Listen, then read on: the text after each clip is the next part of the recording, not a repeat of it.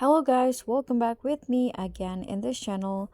So on today's tutorial, I'm gonna show you how you can add retro text to your video edits in CapCut.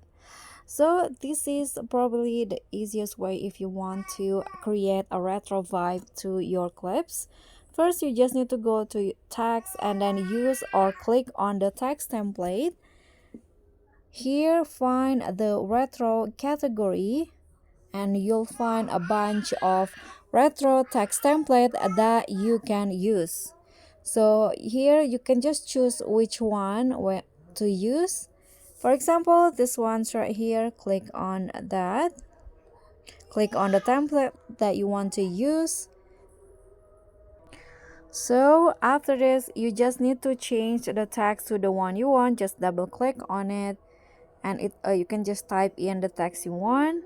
You can also change the size and change the position like this. When you're done, just click on the check icon and that's it. So thank you so much for watching. Don't forget to like, comment, and subscribe, and also click on thanks. Bye.